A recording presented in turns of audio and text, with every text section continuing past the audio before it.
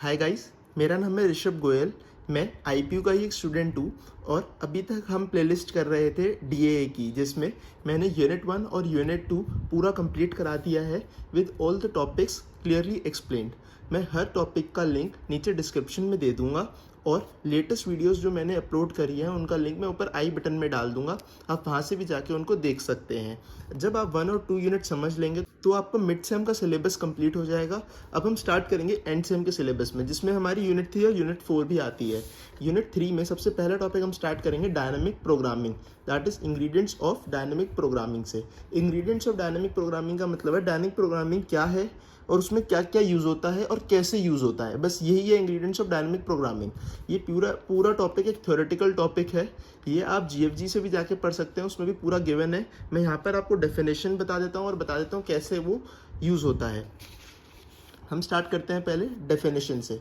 Definition of dynamic programming is a method used in mathematics and computer science to solve complex problem by breaking them into the simple sub problems।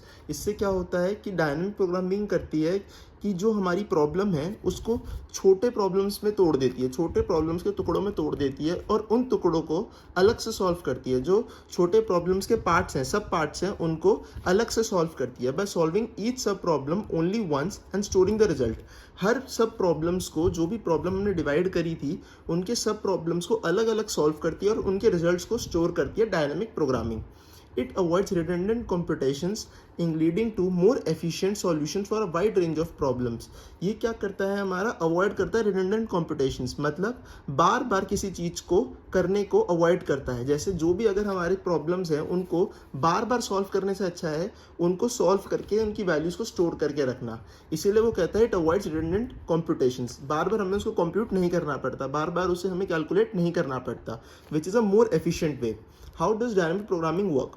Dynamic programming identify sub problems, divide the main problem into smaller independent sub problems। सबसे पहला काम क्या होता है dynamic programming का कि सब problems में डिवाइड करना। हमारी जो भी मेन प्रॉब्लम है उसको छोटे छोटे प्रॉब्लम्स में, इंडिपेंडेंट प्रॉब्लम्स में डिवाइड करना, ताकि कोई भी एक सब प्रॉब्लम किसी दूसरी सब प्रॉब्लम पर डिपेंडेंट ना हो।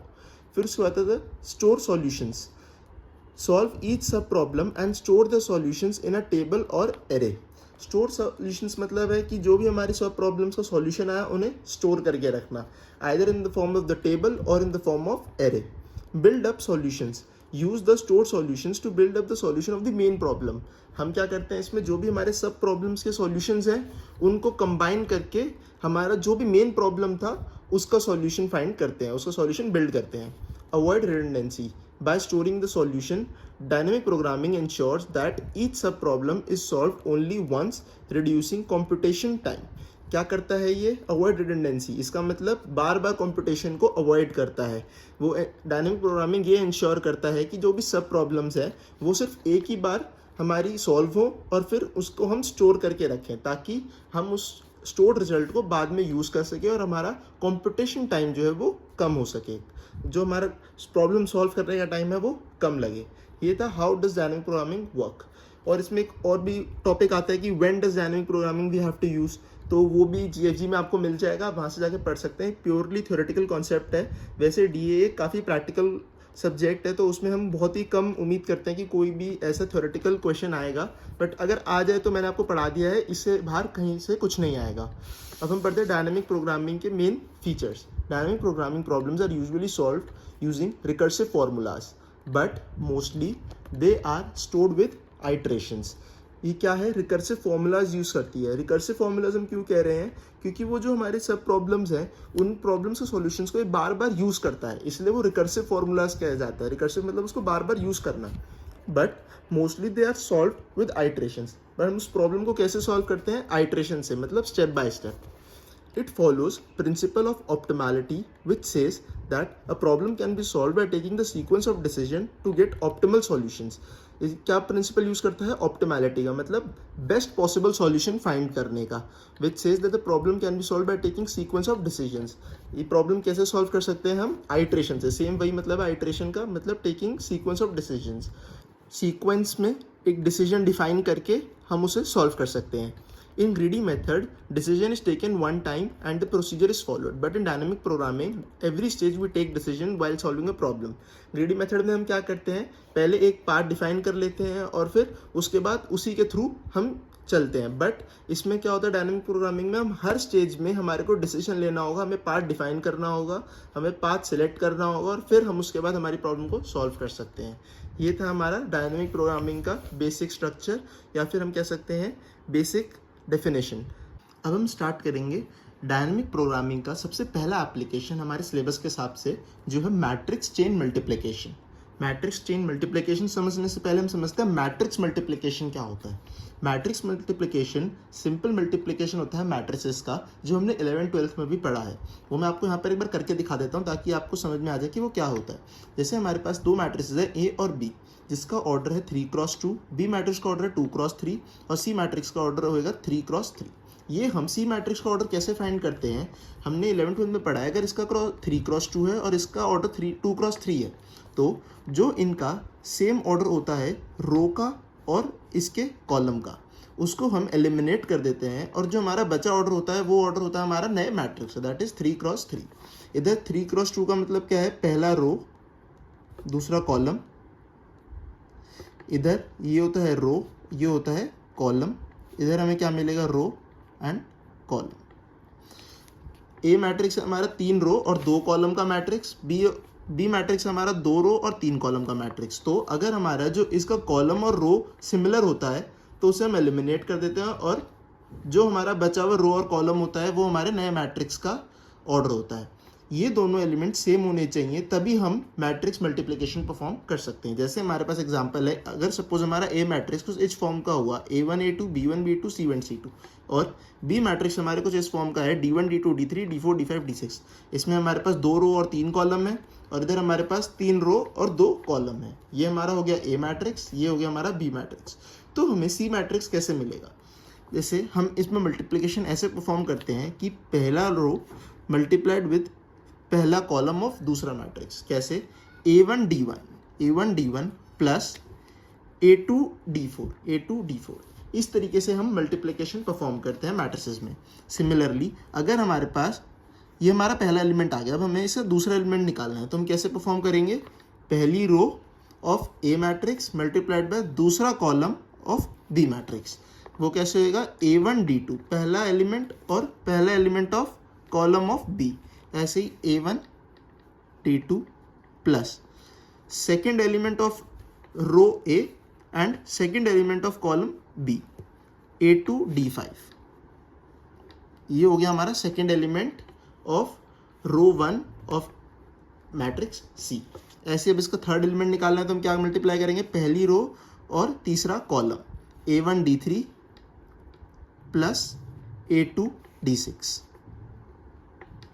ऐसे करके हम सारे एलिमेंट्स फाइंड कर सकते हैं. Second row first column, second row second column, second row third column, और सिमिलरली सारी मल्टीप्लिकेशंस ऐसे परफॉर्म कर सकते हैं. ये हमारा एंड रिजल्ट होगा सारी मल्टीप्लिकेशंस को परफॉर्म करने के बाद. जब हम सब मल्टीप्लिकेशंस को परफॉर्म कर लेंगे तो हमारे को क्या मैट्रिक्स मिलेगी, हमारी matrix C, that is 3x3, जिसमें 3 रो हैं और 3 कॉलम है. ये था नॉर्मल मैट्रिक्स मल्टीप्लिकेशन. अब हम देखते हैं मैट्रिक्स चेन मल्टीप्लिकेशन क्या होती है. मैट्रिक्स चेन मल्टीप्लिकेशन में हमारे पास जो मल्टीप्लिकेशन है वो चेन वाइज होती है. चेन क्या मतलब है कि काफ़ी सारे मैट्रिक्स एक साथ मल्टीप्लाई हो रहे होते हैं, तो उसे हम कहते हैं चेन मल्टीप्लिकेशन. और चेन मल्टीप्लिकेशन में हमें डिफाइन करना होता है कि हमें क्या ऑर्डर में उस मल्टीप्लिकेशन को परफॉर्म करना है. जैसे हमारे पास यहाँ पर 2 मैट्रिक्स है तो हम इन दोनों को डायरेक्टली मल्टीप्लाई कर दिया. बट अगर हमारे पास सपोज मैट्रिक्स होता a1 a2 a3 a4, हमें इन चारों मैट्रिक्स को आपस में मल्टीप्लाई करना था, तो हमारे पास क्या ऑर्डर होना चाहिए इनको मल्टीप्लाई करने का कि हमारे पास जो सॉल्यूशन है वो बहुत ही कम मल्टीप्लिकेशंस में आ जाए, ऑप्टिमल सॉल्यूशन आ जाए. अब इधर डायनामिक प्रोग्रामिंग का यूज़ आता है मैट्रिक्स चेन मल्टीप्लिकेशन में. अब आप सोच रहे होगे कि इसको मल्टीप्लाई करने में क्या ईजी कॉन्सेप्ट है. ये तो बहुत ईजी कॉन्सेप्ट है कि हम डायरेक्ट मल्टीप्लिकेशन स्टार्ट कर देते हैं और जो दो हमारे मैट्रिक्स हैं उनको मल्टीप्लाई करते चले जाएंगे. बट ऐसा नहीं होता. मैं आपको इधर एक चीज़ समझाता हूँ. जैसे हमने यहाँ पर मल्टीप्लिकेशन परफॉर्म किया a1 d1 plus a2 d4, तो हमने इधर कितने मल्टीप्लिकेशन करे, 2. एक A1D1 से और एक A2D4 से। सिमिलरली अगर हम इस रो को इस कॉलम से मल्टीप्लाई करें तो हम कितने मल्टीप्लिकेशन करेंगे, A1D2 प्लस A2D5, फिर हम 2 मल्टीप्लिकेशन करेंगे। ऐसे ही इस मैट्रिक्स को मल्टीप्लाई करने में हम कितनी मल्टीप्लिकेशंस परफॉर्म कर रहे हैं, दैट इज़ पहली मल्टीप्लिकेशन, पहले जब हमने इस रो को मल्टीप्लाई करा तो हमने कितनी मल्टीप्लिकेशन परफॉर्म करी, 2। सिमिलरली इसमें भी 2 और इसमें भी 2, तो हमने कितनी परफॉर्म करी, 2 मल्टीप्लिकेशंस परफॉर्म करी 3 बार। हमने कितनी मल्टीप्लिकेशन परफॉर्म करी, 2 मल्टीप्लिकेशन परफॉर्म करी 3 बार, सिर्फ एक रो निकालने के लिए। और ऐसे ही हमें 3 रोज़ निकालनी है, तो 3 रो निकालने के लिए हमको कितनी मल्टीप्लाई करनी पड़ेगी, इंटू 3। जैसे हमने अगर पहली रो का मल्टीप्लिकेशन करा तो हमें कितनी मल्टीप्लिकेशन करी, 2 इंटू 3। ऐसे ही हमारे पास 3 रोज़ हैं तो उनको टोटल मल्टीप्लाई करने को कितनी मल्टीप्लिकेशन करनी पड़ेगी मल्टीप्लाई करने के लिए, that is into 3, which is 3 3 9 2 18। हमें 18 मल्टीप्लिकेशंस टोटल करनी पड़ेंगी। आप इनको कैलकुलेट कर सकते हैं, 1 2 3 4 5 6 7 8 9 10 11 12 13 14 15 16 17 8। हमारे पास कितनी मल्टीप्लिकेशन था टोटल, 18। अब हम कोई ऐसा तरीका हो सकता था कि अगर हम इनका ऑर्डर चेंज कर दें, जब वो सपोज अगर मैंने इन 2 मल्टीप्लिकेशंस को पहले परफॉर्म करा और इन 2 मल्टीप्लिकेशंस को पहले परफॉर्म करा, तो हम कैलकुलेट करेंगे कि हमारी नंबर ऑफ़ मल्टीप्लिकेशंस कितनी लगी। सपोज इधर हमारी नंबर ऑफ़ मल्टीप्लिकेशंस लगती 18 ही, बट अगर हम इसका ऑर्डर चेंज करके कुछ इस तरीके से कर देते, A1 A2 A3 A4, हम इसको मल्टीप्लाई अगर सपोज ऐसे कर लेते, A2 A3 पहले मल्टीप्लाई कर देते और A1 A4 को अलग से, और सपोज हमारा इसका नंबर ऑफ़ मल्टीप्लिकेशन आ जाता 16, तो हम देख सकते हैं ये हमारे पास बेटर ऑप्टिमल सॉल्यूशन है। हमें इस तरीके से मल्टीप्लाई करने में रिजल्ट तो सेम ही मिलेगा, बट हमें नंबर ऑफ़ मल्टीप्लिकेशंस कम करनी पड़ेगी। तो इस चीज़ को फाइंड करने के लिए हम क्या यूज़ करते हैं, डायनामिक प्रोग्रामिंग यूज़ करते हैं। That is best optimal way to multiply a chain of multiplication of matrices. ये एक चेन है मैट्रिसेस की जिसको हमें मल्टीप्लाई करना है, इसलिए हम इसे कहते हैं मैट्रिक्स चेन मल्टीप्लिकेशन। इसमें हमें पैरेंथेसिस डिफाइन करने होते हैं कि किस तरीके से हम पैरेंथेसिस को लगाएं और हमारे मैट्रिक्स के मल्टीप्लिकेशन को परफॉर्म करें, ताकि जो नंबर ऑफ मल्टीप्लिकेशंस हैं वो बहुत ही कम हो, वो लीस्ट हो, ताकि हमें बेस्ट ऑप्टिमल सॉल्यूशन मिल पाए। मैं आपको एक और एग्जांपल लेके समझाता हूँ। सपोज हमारे पास यहाँ पर 2 मैट्रिक्सेस हैं, मैट्रिक्स 5x4 का और एक 4x3 का। तो हमको पता है इसको मल्टीप्लाई करने पे हमें किसका मैट्रिक्स मिलेगा, 4 और 4 एलिमिनेट हो जाएगा, 5x3 का हमें एक मैट्रिक्स मिलेगा। अब हमें मान लो कि जो C मैट्रिक्स है उसका फर्स्ट एलिमेंट मिलने के लिए कितनी मल्टीप्लिकेशंस परफॉर्म करनी पड़ेगी, वो होगी हमारी, इधर हमारे पास कितने एलिमेंट्स हैं, 4 एलिमेंट्स हैं, और इधर कितने एलिमेंट्स हैं हमारे पास, 4 एलिमेंट्स हैं। तो 4 मल्टीप्लिकेशन इंटू 2, हमारे पास यहाँ पर एक मल्टीप्लिकेशन होगी, दूसरी, तीसरी एंड चौथी। ऐसे हमारे को 4 मल्टीप्लिकेशंस करनी पड़ेगी पहला एलिमेंट फाइंड करने के लिए। ऐसे ही हमारे पास कितनी मल्टीप्लिकेशन दूसरे में परफॉर्म करनी पड़ेगी, फिर 4 और फिर 4। तो ये कितनी हुई, 3 टाइम्स ऑफ 4। तो हमें कितनी मैट्रिक्स मल्टीप्लिकेशन परफॉर्म करनी पड़ेगी, 4 इंटू 3। और कितनी बार करनी पड़ेगी, दैट इज़ हमारे पास 5 रोज़ हैं तो इंटू 5। इसका एक शॉर्ट तरीका भी है, जैसे हमारे पास इधर 5x4 का एक मैट्रिक्स है और इधर 4x3 का मैट्रिक्स है, तो नंबर ऑफ मल्टीप्लिकेशंस निकालने के लिए हम क्या कर सकते हैं, हम पहले लिख सकते हैं 5 क्रॉस जो भी कॉमन एलिमेंट है उसको एक बार 4 और फिर उसके बाद 3। तो इतने नंबर ऑफ एलिमेंट्स हमें, इतनी नंबर ऑफ मल्टीप्लिकेशंस हमें करनी पड़ेगी। ये कितनी हो गई, 60। तो हम देखते हैं, to get a single element we need to do 4 multiplications.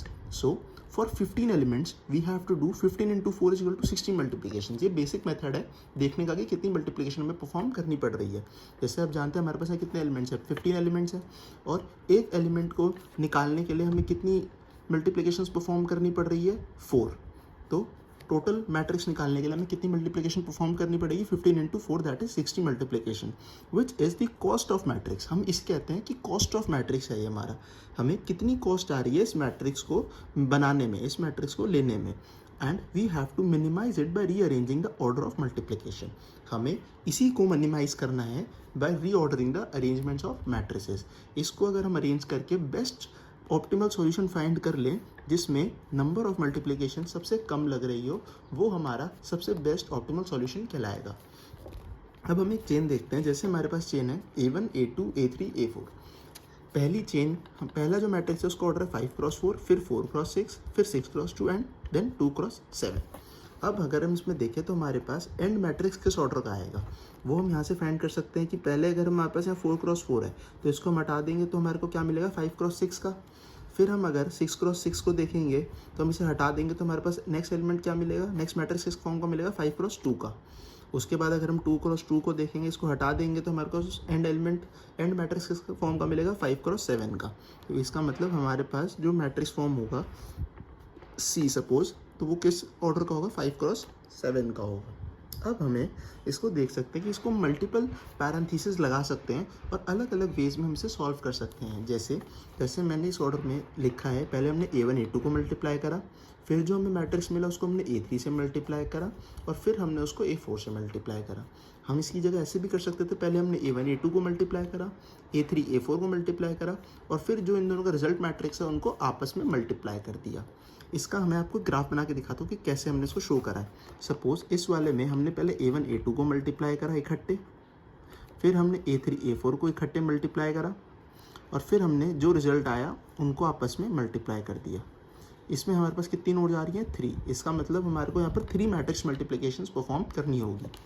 3 matrix multiplication कह रहा हूँ इधर मैं, मतलब टोटल मैट्रिक्स मल्टीप्लिकेशन में एलिमेंट के मैट्रिक्स मल्टीप्लिकेशन की बात नहीं कर रहा कि एलिमेंट को निकालने के लिए हमें कितनी मल्टीप्लिकेशन परफॉर्म करनी है, मैं इधर मैट्रिक्स की मल्टीप्लिकेशन की बात कर रहा हूँ।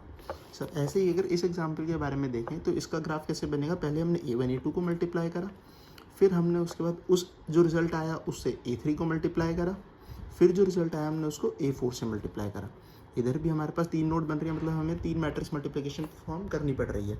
अब आप कहेंगे कि यहाँ पर कई तरीके और भी हो सकते थे इसको परफॉर्म करने के, और भी हम कई तरीके लिख सकते हैं, पैरेंथेसिस के अरेंजमेंट्स और भी कई हो सकते हैं इस मैट्रिक्स को मल्टीप्लाई करने की। तो हाँ हो सकते हैं। तो उन नंबर ऑफ वेज को हम डिनोट करते हैं 2n/n+1 से। इस फॉर्मूले से हमें पता लग जाएगा कि कितने नंबर ऑफ फॉर्मेशंस हम बना सकते हैं एक मैट्रिक्स को मल्टीप्लाई करने के। So total number of ways is equals to Tn is equals to 2n/n+1। इधर n क्या है हमारा, n है हमारा नंबर ऑफ मैट्रिसेस -1। ये सबसे इंपॉर्टेंट पॉइंट है, याद रखना है, n है हमारा number of matrix -1। n is number of matrices -1। जैसे हमारे पास इधर 4 मैट्रिसेस है तो हम इधर क्या लिखेंगे 2 × 3 C3/4। 2 × 3 हो गया 6, दैट इज 6C3/4 जिसका रिजल्ट आ गया 5। इसका मतलब इस मैट्रिक्स को डिनोट करने के, मैट्रिक्स के मल्टीप्लिकेशन को डिनोट करने के हमारे पास 5 मेथड्स हैं। हम 5 अलग अलग तरीके से इस मैट्रिक्स को मल्टीप्लाई कर सकते हैं। In above example, there can be 5 ways to solve, but we want the best optimal solution which can be found by dynamic programming, as dynamic programming uses tabulation method. Dynamic programming इसमें क्या use करती है, tabulation method use करती है। अब हमें इस 5 number of veg में से एक ऐसा वे ढूंढना है जिसमें नंबर ऑफ मल्टीप्लिकेशंस सबसे कम हो रही हो, तो हम उसे क्या कहेंगे, हमने बेस्ट ऑप्टिमल सॉल्यूशन फाइंड कर लिया है मैट्रिक्स चेन मल्टीप्लिकेशन को ढूंढने का। ठीक है, अब मैं आपको इसकी मेन डेफिनेशन बताता हूँ कि मैट्रिक्स चेन मल्टीप्लिकेशन होता क्या है। जो बुकिश डेफिनेशन होती है मैट्रिक्स चेन मल्टीप्लिकेशन की, डेफिनेशन होती है matrix chain multiplication is an algorithm that is applied to determine the lowest cost कह सकते हैं या फिर हम कह सकते हैं ऑप्टिमल लोएस्ट कॉस्ट वे और optimal solution for multiplying matrices. ये इसकी normal definition. Matrix chain multiplication is an algorithm that is applied to determine the lowest cost way. Lowest cost way मतलब जो उसको मल्टीप्लाई करने की कॉस्ट है वो सबसे कम आ रही हो। हम इस वाले मल्टीप्लिकेशन को क्या कह रहे थे, इधर कॉस्ट कह रहे थे। हमारी 60 क्या है, इस मैट्रिक्स की कॉस्ट है। ठीक है, और optimal solution for multiplying the matrices. अब एक सिंपल सा एग्जांपल लेके समझते हैं कि डायनामिक प्रोग्रामिंग कैसे मैट्रिक्स चेन मल्टीप्लिकेशन को सॉल्व करती है। मैं आपको तरीका बताऊंगा कि कैसे हमें उसे सॉल्व करना है और फिर उस तरीके से हम एक फार्मूला भी बनाएंगे। हमें कोशिश करनी है कि हम उस फार्मूला को याद रखें ताकि सेमेस्टर एग्ज़ाम्स में हम इजीली और बड़ी जल्दी उस क्वेश्चन को सॉल्व कर सकें। अगर हम फार्मूला याद नहीं रखेंगे, फार्मूला दोबारा बनाने जाएंगे तो हमारा बहुत टाइम वेस्ट होगा सेमेस्टर एग्ज़ाम्स में। तो इसीलिए हमें एंड में उस फार्मूले को ही याद रख के उस क्वेश्चन को सॉल्व करना है। मैं आपको यहाँ पर बताऊँगा कि कैसे हमने उस फार्मूले को डिराइव करा है। अब सपोज़ हमारे पास एक एग्जाम्पल लेते हैं जिसमें हमारे पास 3 मैट्रिक्स की चेन है। A1 A2 और A3 और हमें इसे मल्टीप्लाई करना है। इसको ऑर्डर हम डिफाइन कर लेते हैं। पहले का ऑर्डर है 2x3, अगले का है 3x4, फिर है 4x2। अब हमारे पास ये 3 ऑर्डर है। हमारे पास जो मल्टीप्लिकेशन करके ऑर्डर आएगा वो क्या होगा, 2x2 का। हम देख सकते हैं ये तो हमारे ऑर्डर कैंसिल हो जाएंगे और हमारे पास लास्ट में जो हमारा आंसर होगा उसका क्या ऑर्डर आएगा, 2x2 का। फिर उसके बाद अगर हम देखें कि अगर मैट्रिक्स चेन मल्टीप्लिकेशन में हमें सबसे ज़रूरी काम क्या करना होता है, हमें सबसे ज़रूरी काम करना होता है कि जो कॉस्ट ऑफ मल्टीप्लिकेशन है उसको मिनिमाइज़ करना होता है। जो कॉस्ट ऑफ मल्टीप्लिकेशन आ रही है मैट्रिक्स को मल्टीप्लाई करने पे उसको मिनिमाइज़ करना है। तो हम उसे कैसे लिखते हैं, जैसे कॉस्ट ऑफ मल्टीप्लाइंग मैट्रिक्स 1 2 3, हमें इस कॉस्ट को मिनिमाइज़ करना है। 1 से 3 का क्या मतलब है, matrix multiplication from first matrix to third matrix. इस कॉस्ट को, सी का मतलब मैंने यहाँ पर कॉस्ट लिया है कि इस कॉस्ट को हमें मिनिमाइज करना है। मैं यहाँ पर इसको अभी D0 ले लेता हूँ, D1 ले लेता हूँ, ये भी सेम है तो D1 D2 एंड D3। इसका मतलब मैं आपको आगे समझाऊंगा कि मैंने क्यों लिए थे। अब हम इसमें देख सकते हैं हमारे पास कितने वेज हो सकते हैं इसको मल्टीप्लाई करने के, वो है 2। इसको हम 2 अलग अलग तरीक़ों से मल्टीप्लाई कर सकते हैं, जैसे A1 A2 A3।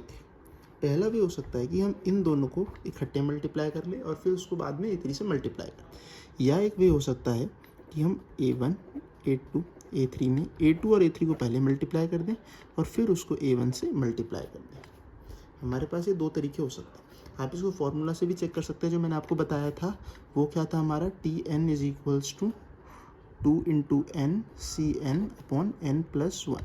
n क्या है हमारा इधर, नंबर ऑफ मैट्रिसेस -1। हमारे पास 3 मैट्रिसेस हैं तो n हमारा क्या हो जाएगा इधर 2, तो इसमें हम डालेंगे तो हमारे पास क्या आएगा 4C2/3। इसका भी आप सॉल्यूशन देख सकते हैं, इसका सॉल्यूशन क्या आएगा हमारे पास 2 ही आएगा। तो इसका मतलब यहाँ पर कितने सॉल्यूशन हो सकते हैं, 2। और वो 2 सॉल्यूशन मैंने आपको पहले ही बना के दिखा दिए, क्योंकि हम ये एक एग्जांपल इजी था तो इसलिए हम यहीं से जज कर पा रहे हैं कि हम एक पैरेंथेसिस कहाँ लगा सकते हैं। अब इन दोनों सॉल्यूशंस में से हमें देखना है कि ऑप्टिमल सॉल्यूशन कौन सा है। उसके लिए हमें इन दोनों सॉल्यूशंस की कॉस्ट को ढूंढना पड़ेगा कि किसकी कॉस्ट ऑफ मैट्रिक्स मल्टीप्लिकेशन सबसे कम आ रही है। उसको हम देखिए कैसे देखेंगे। हम पहले इसका ऑर्डर लिख लेते हैं यहाँ पर 2x3 3x4 एंड 4x2। अब मैंने आपको मैट्रिक्स मल्टीप्लिकेशन जो कॉस्ट है वो उसका भी एक तरीका बताया था। जैसे हमारे पास पहले यहाँ पर क्या मल्टीप्लिकेशन परफॉर्म होगी, A1 A2 की, तो उनके ऑर्डर है हमारे पास 2x3 और 3x4। तो इसमें नंबर ऑफ मल्टीप्लिकेशन कितनी परफॉर्म होगी, उसका तरीका था कि जो कॉमन हो रहा है उसको एक बार लिख लें और जो अलग अलग हैं उनको एक बार लिख लें, 2 और 4। तो A1 और A2 को परफॉर्म करने में हमारी कॉस्ट कितनी आएगी, वो आएगी हमारे पास 24। 4 3 से 12 × 2 24। ऐसे ही फिर जब हमारे पास जो रिज़ल्ट आया उसको हमें A3 से मल्टीप्लाई करना है।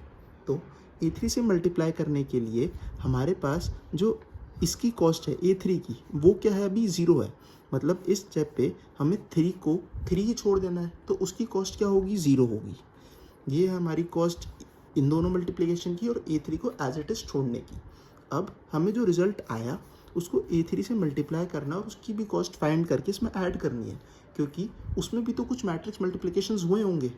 तो इसीलिए हमारे पास जो इधर रिजल्ट आएगा उसका हमारे पास ऑर्डर क्या होगा, वो होगा 2x4 का।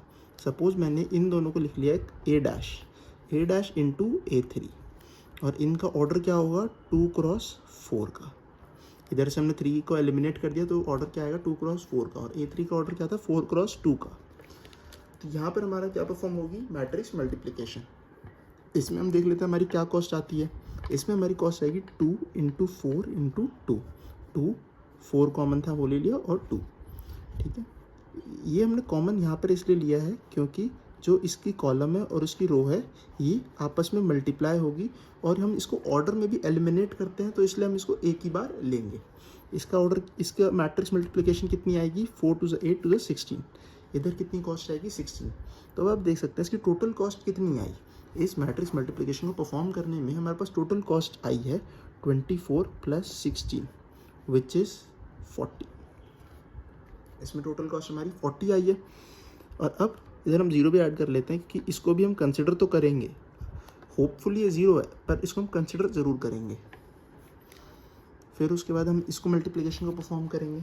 इस मल्टीप्लिकेशन को परफॉर्म करने पे हम देखेंगे, इसका ऑर्डर लिख लेते हैं 2 क्रॉस 3, इसका ऑर्डर लिख लेते हैं 3 क्रॉस 4 और इसका ऑर्डर लिख लेते हैं 4 क्रॉस 2। सबसे पहले हम A2 और A3 को मल्टीप्लाई कर रहे हैं, तो हम इसका रिजल्ट होगा एक A डैश। सपोज यहाँ A डैश ले लेंगे और फिर हम उसको A1 से मल्टीप्लाई करेंगे। हम पहले ऑर्डर लिख लेते हैं कि हमारे पास क्या क्या फॉर्म होंगे। 3 क्रॉस 4 और 4 क्रॉस 2 को मल्टीप्लाई करेंगे तो हमारे पास क्या ऑर्डर मिलेगा, इन दोनों को हम हटा देंगे तो 3 क्रॉस 2 का ऑर्डर हमें मिलेगा। इधर हमारे पास 2 क्रॉस 3 का ऑर्डर था। इसकी कॉस्ट ऑफ मल्टीप्लिकेशन होगी 0। क्यों? क्योंकि A1 ही रह रहा है एज इट इज़, उसमें कोई चेंज नहीं आ रहा। A2 और A3 आपस में मल्टीप्लाई हो रहे हैं, तो इसमें कुछ मल्टीप्लिकेशंस हो रही होंगी जिनका कॉस्ट हम निकाल सकते हैं। कॉस्ट कैसे निकलेगा, 3 इंटू 4 एक बार लेना है इंटू 2, तो इसकी क्या आ गई हमारे पास 24।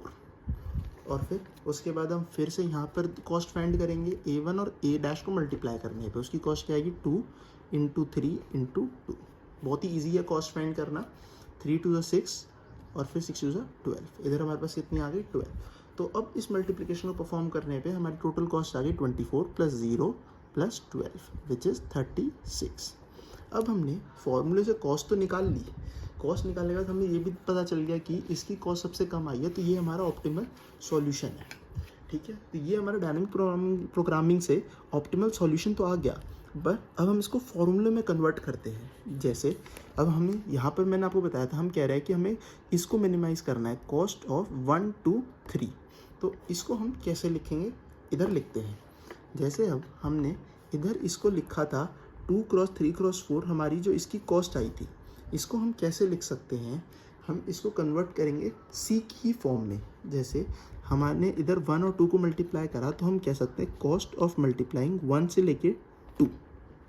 ऐसे इधर A3 एज इट इज़ था, तो इसको हम लिख सकते हैं कॉस्ट ऑफ 3, इसका मतलब 3 एज इट इज़ 3 रह गया, उसमें कोई चेंज नहीं आया। उसकी हम कॉस्ट देख सकते हैं, उसकी कॉस्ट आई है हमारे पास 0, यहाँ पर हमने कैलकुलेट करी थी वो थी 0, और इसकी कॉस्ट हमने कैलकुलेट करी थी 1 to 2, वो थी 24, तो ये होगा 24। ऐसे ही हम इधर भी लिख सकते हैं कि हमारे पास ये जो कॉस्ट आई थी वो कैसे आई थी, इन तीनों को मल्टीप्लाई करके, इसके ऑर्डर्स को मल्टीप्लाई करके।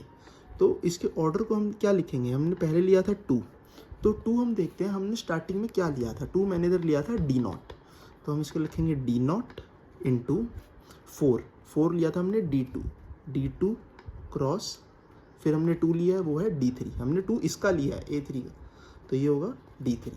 तो ये होगा इसका फॉर्मूला। तो नेट हमने आखिरी में जब C1 ऑफ 3 निकाला, कॉस्ट 1 से लेके 3 तक निकाली मैट्रिक्स मल्टीप्लिकेशन में, तो हमने क्या फाइंड करा, हमने फाइंड करी C1 से लेके 2 प्लस C3 से लेके 3, हमने इसको ऐड करा और फिर इसको ऐड करा, plus D0 cross D2 cross D3। ये थी इस वाले सॉल्यूशन की कॉस्ट, ये थी इस वाले सॉल्यूशन की कॉस्ट। अब हम इस वाले सॉल्यूशन की कॉस्ट को फॉर्मूले में कन्वर्ट करते हैं। इसकी हम कैसे कन्वर्ट करेंगे, पहले हमने 2 और 3 को मल्टीप्लाई करा, तो इसको हम क्या लिख सकते हैं, इस वाले पार्ट को हम लिख सकते हैं कॉस्ट ऑफ 2, 3, मतलब मैट्रिक्स 2 से 3 तक मल्टीप्लिकेशन हमने परफॉर्म करा। इसका सॉल्यूशन हमारे पास क्या आ रहा था, 24 आ रहा था। ठीक है, फिर उसके बाद हमने करा कॉस्ट ऑफ 1 to 1। इस स्टेप पे हमने 1 को एज इट इज़ छोड़ा था, मैट्रिक्स A1 को एज इट इज़ छोड़ रखा था, तो हम इसको क्या लिखेंगे, कॉस्ट ऑफ 1 से लेके 1, मतलब कोई मल्टीप्लिकेशन परफॉर्म नहीं हुई, जिसका आंसर था हमारे पास 0।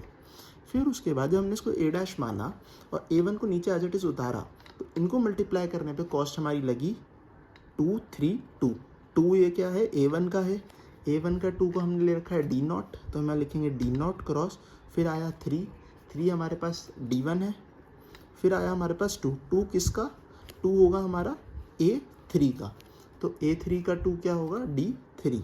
आप ये देख सकते हैं 2 A डैश में है, A डैश में 2 कहाँ से आया था, A3 से आया था, तो ये 2 किसका है, A3 का है, तो A3 के 2 को हमने क्या ले रखा है, D3 ले रखा है, तो हम यहाँ लिख देंगे D3।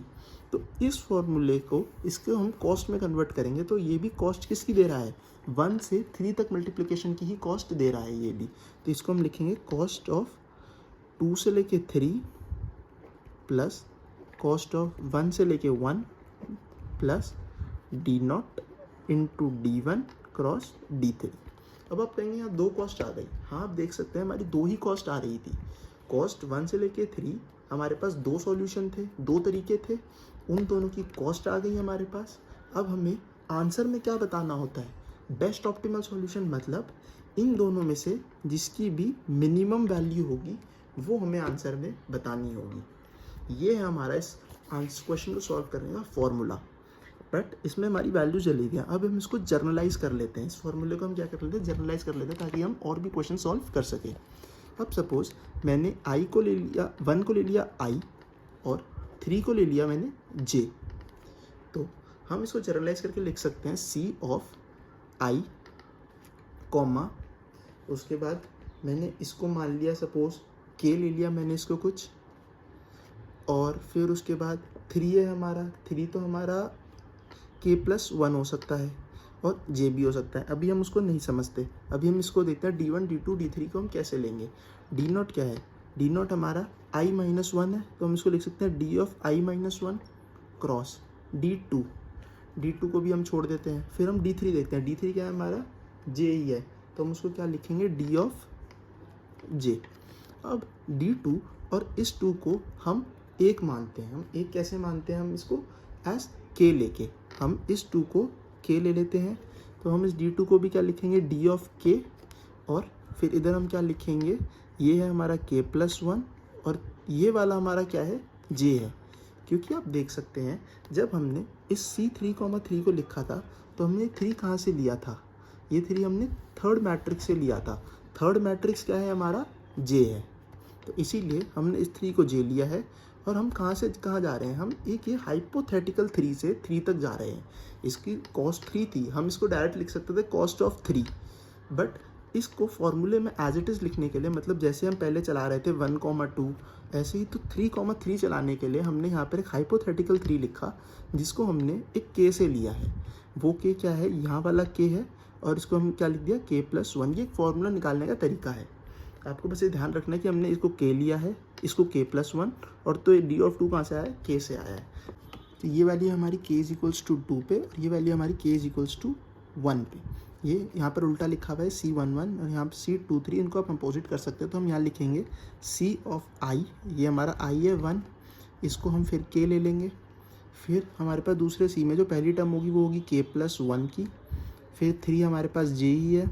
अब हम इसको चेंज कर लेते हैं, D0 हो गया हमारा D of I-1 cross D1 हो गया हमारा D ऑफ K, क्योंकि K हमने 1 लिया था, और D3 हो गया हमारा D ऑफ J। तो इसका मैं एक जो जनरलाइज फार्मूला है वो लिख देता हूँ।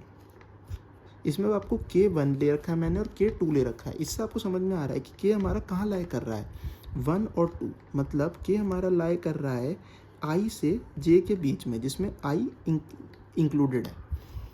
इसका जनरलाइज फार्मूला लिख देता हूँ मैं, C of I, J is equals to minimum of K is less than equal to I and less than J, which is C of I, ये I है, I, K plus C of K+1, J plus D of I-1 into D of K into D of J। ये है generalise formula. अब हमें इस फार्मूले को हर K value पे निकालना है, और उस K वैल्यू पे जो सॉल्यूशंस आएंगे उनको कंपेयर करके उनकी मिनिमम वैल्यू निकालनी है। वही हमारा क्या होगा, एक ऑप्टिमल सॉल्यूशन होगा। इस फॉर्मूले से मैं आपको एक एग्जांपल भी सॉल्व करके दिखाता हूँ। ये तो था हमारा जनरलाइज फार्मूला, जनरलाइज तरीका ये, लेकिन हम तभी यूज़ कर पाएंगे जब हमें नंबर ऑफ वेज पता हो कि हम कैसे उसे सॉल्व कर रहे हैं। इधर हमें पहले से पता था कि हमें किस तरीके से इसे सॉल्व करना है, बट अगर ऐसा हो सकता है हमारे पास चेन बड़ी हो और हम ये डिफाइन ही ना कर पाए कि हमें किस तरीके से पैरेंथेसिस को लगाना है, तो हम मैट्रिक्स चेन मल्टीप्लिकेशंस को इस तरीके से सॉल्व करते हैं ताकि हमें ये भी पता लग जाए कि पैरेंथेसिस हमें किस तरीके से लगाना है। तो हम इसका एक और एग्जांपल देखते हैं और उसमें देखते हैं हमने कैसे उसे सॉल्व करना है। अब हमारे पास ये एक एग्जांपल है जिसमें हमारे पास 4 मैट्रिसेस हैं, उनका ऑर्डर भी हमें गिवन है। हमें इसका बेस्ट ऑप्टिमल सॉल्यूशन फाइंड करना है मैट्रिक्स इन मल्टीप्लिकेशन का बाय डायनामिक प्रोग्रामिंग। अब हम देखते हैं उसको कैसे करेंगे स्टेप बाय स्टेप। पहले हम इन सबको नंबरिंग दे देंगे D0, इन दोनों का सेम है तो इनको दे देंगे D1, फिर हमें दे देंगे इसे D2, ऐसे ही इसे दे देंगे हम D3 और फिर D4। नंबरिंग आपको हमेशा D0 से स्टार्ट करनी है क्योंकि आपको ध्यान में फॉर्मूला D0 के हिसाब से ही बना रखा है। अब हम पहले फॉर्मूला लिख लेते हैं C of I, J is equals to cost of I, K plus cost of K plus 1, J plus D of I minus 1 cross D of K cross D of J। आप एक दो question से solve करेंगे तो आपको formula अपने आप याद हो जाएगा। और इसमें क्या करना है, हमें जो ये है इसकी मिनिमम वैल्यू फाइंड करनी है। यहाँ पर जगह नहीं है तो मैं लिख देता हूँ मिनिमम ऑफ K वैल्यूज़ हमें लेनी है I से लेके J तक। अब हमें इस क्वेश्चन में 1 से लेके 4 तक का सॉल्यूशन ढूंढना है। 1 से लेके 4 तक को मल्टीप्लाई करना है और उसकी कॉस्ट को मिनिमाइज़ करना है। तो हम इधर लिखेंगे कॉस्ट ऑफ 1 से लेके 4। इसका मतलब हमारे पास I क्या हो गया 1 और J हो गया 4। तो उसको हम लिख सकते हैं मिनिमम ऑफ K हमारा कहाँ से कहाँ तक होगा, 1 से लेके 3 तक होगा क्योंकि 4 इंक्लूडेड नहीं है। तो हम यहाँ पर कॉस्ट लिखेंगे पहले जब K इज इक्वल्स टू 1 होगा। तो हम इस फॉर्मूले में K 1 डालते हैं, I 1 डालते हैं और J 4 डालते हैं। तो उसको हम कैसे लिखेंगे, C कॉस्ट ऑफ 1 से लेके 1 plus cost of K plus 1 हो गया हमारा 2, J हो गया हमारा 4 plus D of I minus 1, I हमारा 4, D of 0 cross D of K है 1 क्रॉस D ऑफ J है 4, D ऑफ 4। ये हमारा पहला वैल्यू मतलब पहला सॉल्यूशन। इस वाले में आप पता कर सकते हैं हमारे पास कितने सॉल्यूशन होंगे, वो हम उस तरीके से पता कर सकते हैं। T of n is equals to 2n Cn upon n plus 1। इधर आप n 3 डालेंगे तो आपको पता लग जाएगा कितने नंबर ऑफ सॉल्यूशंस हमें मिलेंगे। चलो अब इधर बता ही देता हूँ, वो सॉल्यूशंस होंगे 5। तो इसके नंबर ऑफ सॉल्यूशंस क्या हैं, 5 हैं। अब हम इसकी K वैल्यू 2 डाल के चेक करते हैं। K इज इक्वल्स टू 2 पे हमारे पास आएगा C ऑफ 1 से लेके I1 है 2 plus C of 3 to 4 plus D0 cross D of K cross D of J। ऐसे ही हम K इज इक्वल्स टू 3 पे निकालेंगे। K is equals to 3 last होगा क्योंकि 4 इंक्लूडेड नहीं है। कॉस्ट ऑफ 1 से लेके 3 प्लस कॉस्ट ऑफ 4 से लेके 4 plus D0 cross D3 cross D4। ये हैं 3 कॉस्ट जिसमें से हमें मिनिमम कॉस्ट फाइंड करनी है। अब हमें इन तीनों की इक्वेशंस की कॉस्ट निकालनी है। अब आप देख सकते हैं अगर हम इधर 3 क्रॉस 4 निकालना चाहें, 2 क्रॉस 4 निकालना चाहें, वो हमें अलग ही निकालना पड़ेगा। 1, 1, 4, 4 इन सब की वैल्यूज़ तो 0 ही होगी क्योंकि मैंने आपको पहले भी बताया था कि 1 to 1 एक हाइपोथेटिकल कॉन्सेप्ट है। हम जो 1 to 1 है वो कह रहे हैं कि हमने उस मैट्रिक्स को एज इट इज़ नीचे लिख दिया है, तो उस मैट्रिक्स में कोई भी मल्टीप्लिकेशन नहीं हो रही है, तो इसीलिए उसकी कॉस्ट 1 to 1 0 ही रहेगी, 4 to 4 0 ही रहेगी क्योंकि हमने उस मैट्रिक्स को एज इट इज़ यूज़ करा है नीचे। तो इसका मतलब उसकी कॉस्ट क्या होगी, 0 होगी। हम इधर इसकी कॉस्ट लिख सकते हैं 0। अब हमें इनकी कॉस्ट फाइंड करनी है। कॉस्ट सबसे पहले हम कॉस्ट ऑफ 2 to 4 फाइंड कर लेते हैं। कॉस्ट ऑफ 2 से लेके 4, ये कॉस्ट क्या होगी, हम इसमें फिर फॉर्मूला लगाना पड़ेगा। Minimum of K is in between 2 से 4। पहले K इज इक्वल्स टू 2 ले लेते हैं। K इज इक्वल्स टू 2 लेंगे तो हमारे पास कॉस्ट क्या होगी, C of 2, 2 plus cost of 3, 4 plus D1 cross D2 cross D4। अब हम K इज इक्वल्स टू 3 ले लेते हैं। Cost of 2, 3 plus cost of 4, 4 plus D1 cross D3 cross D4। ये था हमारा कॉस्ट ऑफ 2, 4। इसमें भी हम देख सकते हैं इनकी कॉस्ट हमारी क्या होगी, 0 होगी। अब हम कॉस्ट ऑफ 3, 4 भी निकाल लेते हैं क्योंकि वो भी हमारी कई जगह यूज़ हो रही है। Cost of 3, 4 is equals to minimum of K is in between 3 से 4। K की वैल्यू सिर्फ एक 3 हो सकती है। K इज इक्वल्स टू 3 पे हम कॉस्ट निकाल लेते हैं। C of 3, plus cost of 4, plus D2 cross D3 cross D4। अब मैं आपको बताता हूँ कि इनको ऐसे सॉल्व करना तो बहुत ही डिफ़िकल्ट है, हर इक्वेशंस को अलग अलग सॉल्व करना डिफ़िकल्ट है। तो इसीलिए हम इधर क्या यूज़ करते हैं, टैबुलेशन मेथड यूज़ करते हैं। हम इधर एक टेबल बनाते हैं I और J की। जैसे इधर हमारे पास 4 मैट्रिसेस हैं, तो हम इधर 4x4 की एक टेबल बनाएंगे।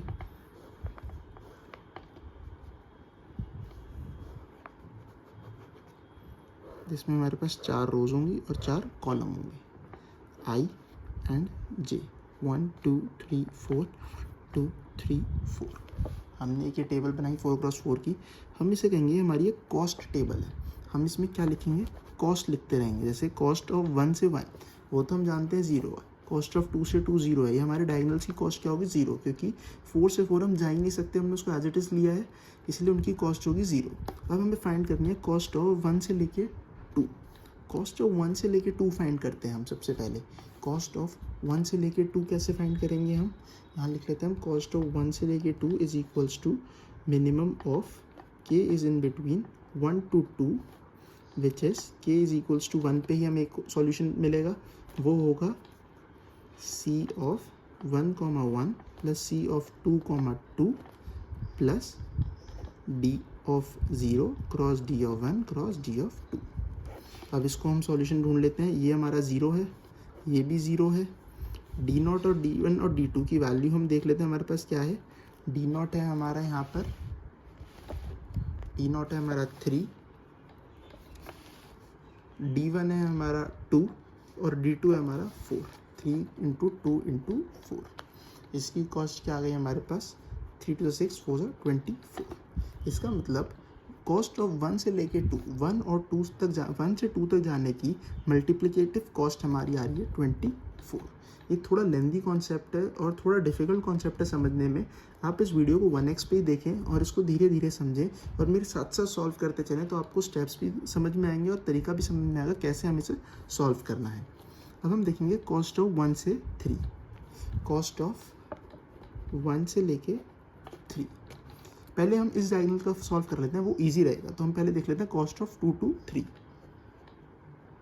Cost of 2 to 3 is equals to minimum of k 2 to 3। हमें सिर्फ k इज इक्वल टू 2 पे ही फाइंड करना है, तो उसकी कॉस्ट का फॉर्मूला होगा cost 2, plus cost of 3, plus d of 1 cross d of 2 cross d of 3। ये 0 हो जाएगा। D1 cross D2 cross D3 है। D1 की वैल्यू हमारे पास है 2, D2 की वैल्यू है 4 और D3 की वैल्यू भी है 2। तो इसकी कॉस्ट हमारे पास क्या आएगी, 16। ऐसे इसकी कॉस्ट आ गई 16। फिर हम सिमिलरली इसकी फाइंड कर लेंगे कॉस्ट ऑफ 3 से लेके 4।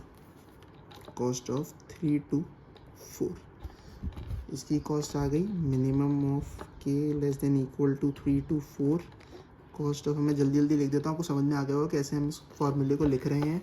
इधर इस डायग्राम में हमें सिर्फ एक ही बार सॉल्व करना पड़ रहा है, क्योंकि हमारे पास k कितनी बार आ रहा है, सिर्फ एक ही बार आ रहा है। जैसे 3 से 4 में हमें k क्या सिर्फ लेना पड़ रहा है, 3 लेना पड़ रहा है, तो वही हमारी कॉस्ट होगी।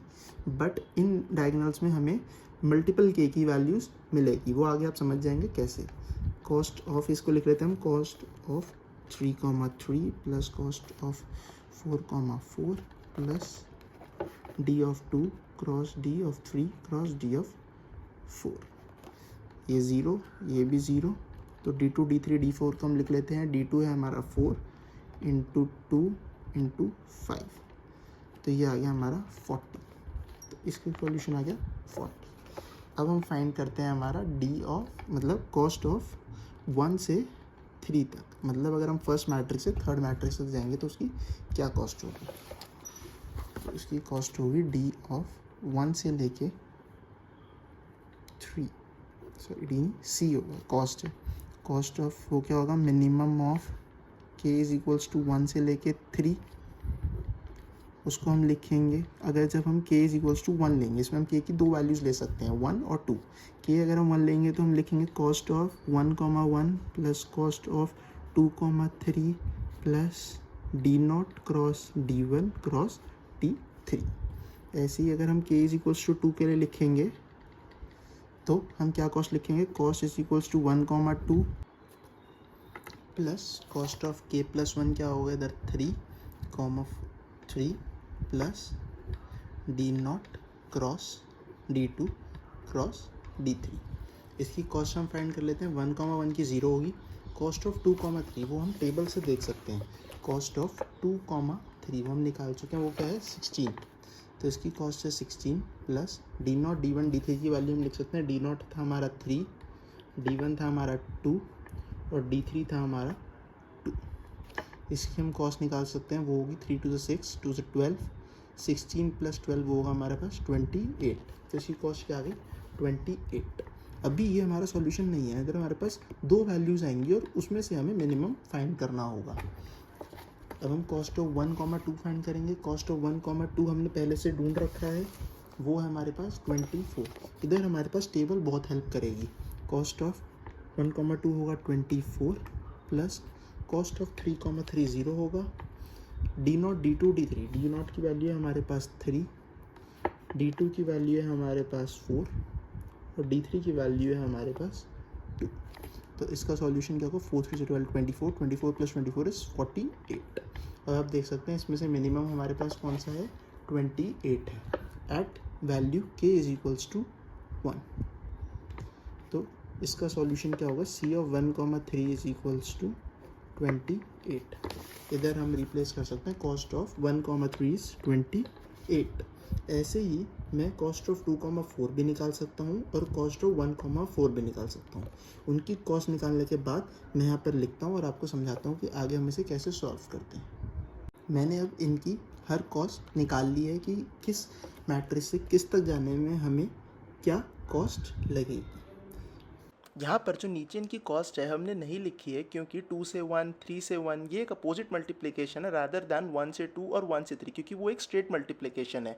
यहाँ पर अगर हम 2 से 1 मल्टीप्लाई करते हैं तो उसका आंसर अलग होता है और 1 से 2 मल्टीप्लाई करते हैं तो उसका आंसर अलग होता है। हम यहाँ पर सिर्फ स्ट्रेट मल्टीप्लिकेशन ही ले रहे हैं क्योंकि हम पैरेंथेसिस जब लगाते हैं तो हम स्ट्रेटली ही मल्टीप्लाई करते हैं, उसको अपोजिट डायरेक्शन में मल्टीप्लाई नहीं करते। इसीलिए हम इसके नीचे वाली टेबल की वैल्यूज़ को नहीं लिखते, हम सिर्फ ऊपर वाली वैल्यूज़ ही लिखते हैं। अब इधर आप कॉस्ट समझ सकते हैं कि 1 से 2 तक जाने पे क्या कॉस्ट है, 1 से 3 तक एंड 1 से 4 तक।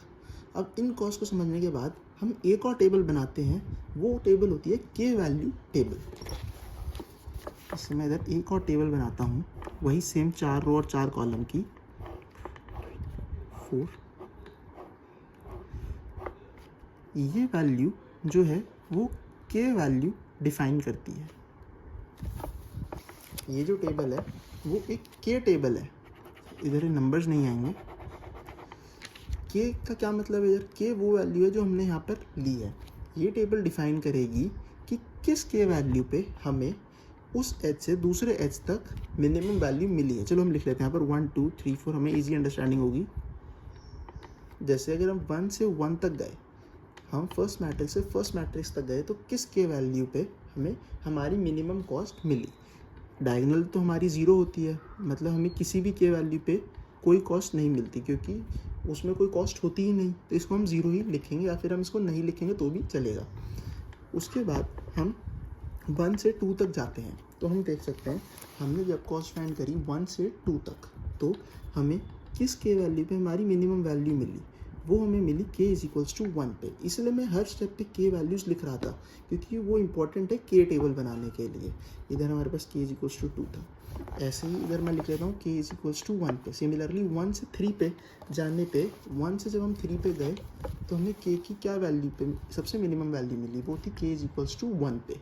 k इज इक्वल्स टू 1 पे। ऐसे ही 2 से 3 पे जाने पे हमें k इज इक्वल्स टू 2 पे मिला, 2 से 3 पे जाने पे हमें k इज इक्वल्स टू 2 पे मिला, 3 से 4 पे जाने पे हमें मिला k इज इक्वल्स टू 3 पे, 3 से 4 पे जाने पे हमें क्या मिला k इज इक्वल्स टू 3 पे। ऐसे ही मैं इन दोनों का भी लिख लेता हूँ, वो है 3 और 3। यहाँ पर हमें k इज इक्वल्स टू 3 पे ही मिनिमम वैल्यूज़ मिली। अब ये k टेबल क्या हेल्प करती है, जैसे इधर इस वाले टेबल ने तो हमें और बची हुई कॉस्ट फाइंड करने का मदद करेगी और कॉस्ट निकालने में हमारी हेल्प करी। बट आप पूछेंगे कि के टेबल हमारी किस टाइप में हेल्प कर सकती है। अभी के टेबल हमारी हेल्प करेगी मेन पैरेंथेसिस डिफाइन करने में। कि हम पैरेंथेसिस किस तरीके से लगाएं कि हमें हमारा ऑप्टिमल कॉस्ट मिल जाए। जैसे अगर हम यहाँ पर हमारा ऑप्टिमल कॉस्ट तो आप देख सकते हैं 58 आ गया। 58 क्यों आया? क्योंकि हमें C1 से लेके 4 को ही मिनिमाइज़ करना था। इधर हमारा मेन क्वेश्चन ये था, 4 मैट्रिसेस थे, तो इसका मतलब हमें कॉस्ट ऑफ 1 से लेके 4 तक जाने को ही मिनिमाइज़ करना था। हमें इसी की सबसे ऑप्टिमल वैल्यू फाइंड करनी थी। तो कॉस्ट ऑफ 1 से लेके 4 तक जाने के लिए हमारे पास सबसे मिनिमम वैल्यू क्या आई? 58। देखिए ये टेबल क्या थी हमारी? C टेबल थी, कॉस्ट की टेबल थी। इधर हम कॉस्ट कौन सी लिख रहे थे? जो सबसे मिनिमम थी। 1 से 4 तक जाने में सबसे मिनिमम कॉस्ट है हमारी 58। इसका मतलब इसका आंसर ऑफ कॉस्ट तो होगा 58। बट क्या पाथ होगा, क्या तरीका होगा, कैसे मल्टीप्लाई करेंगे कि हमें 58 मिल जाए, वो हमें पता लगेगा K टेबल से। K टेबल्स में हमने वैल्यू लिख ली। अब हम डिफाइन करेंगे कि पैरेंथेसिस कैसे लगाएं। जैसे मैं इधर लिख लेता हूँ A1, A2, A3, A4। अब हम सबसे पहले देखते हैं 1 से 2 तक जाने पे हमें लास्ट में देखते हैं, सॉरी पहले 1 से 4 तक ही जाते हैं हम। 1 से 4 तक जाने में हमें पैरेंथेसिस 3 तक लगाना है। हम आखिरी से पैरेंथेसिस लगाना शुरू करते हैं तो उससे हम आसानी से पैरेंथेसिस लगा पाते हैं। अगर हम स्टार्टिंग से लगाते हैं तो काफ़ी कंफ्यूजिंग हो जाता है। अगर हम एंड से लगाएं, जैसे हमें 1 से 4 तक का सॉल्यूशन निकालना था तो हमें पैरेंथेसिस कहाँ पे लगाना है? 3rd तक। इसका मतलब 1 से 3rd तक। अब हम नेक्स्ट स्टेप पे आए। अब 1 से 3 तक देखते हैं तो हमें पैरेंथेसिस कहाँ पे लगाना है? 1 पे। 1 से 3 पे देखें तो हमें, मैं इसको दोबारा लिख लेता हूँ, एक पैरेंथेसिस तो हम लगा चुके हैं। 1 से 3 पे हम देखेंगे हमें पैरेंथेसिस लगाना है 1 पे। इसका मतलब A2 और A3 जब आखिरी बचा, ये दोनों आपस में मल्टीप्लाई होंगे। इसका मतलब हम A2 और A3 पे एक पैरेंथेसिस लगा सकते हैं। पहले हम A2 A3 मल्टीप्लाई करेंगे, फिर हम A2 A3 को A1 से मल्टीप्लाई करेंगे। उसके बाद हमारा ये पैरेंथेसिस सॉल्व हो जाएगा और फिर उसके बाद हम उसे A4 से मल्टीप्लाई करेंगे। तो ये जो वैल्यू इसकी कॉस्ट आएगी वो आएगी 58, जो सबसे मिनिमम कॉस्ट होगी। ये था डायनामिक प्रोग्रामिंग से मैट्रिक्स चेन मल्टीप्लिकेशन सॉल्व करने का तरीका। अगर आपको कोई भी इशू हो तो आप उसको कमेंट सेक्शन में ज़रूर लिखें, मैं वहाँ पर उसको सॉल्व करने की पूरी कोशिश करूँगा। आप मेरे चैनल को सब्सक्राइब ज़रूर करें, क्योंकि सब्सक्राइब करने से हमें मोटिवेशन मिलती है कि हम इसी तरीके से आगे वीडियोस बनाते रहें और आपके पास भी हर वीडियोस की नोटिफिकेशंस पहुँचती रहे और आपकी कोई भी वीडियो मिस ना हो। मेरी वीडियोज़ को लाइक करें और शेयर करें अपने फ्रेंड्स के साथ, ताकि उनकी भी सेमेस्टर एग्ज़ाम्स में हेल्प हो सके और वो भी अच्छे ग्रेड से पास हो सकें। Thank you, bye.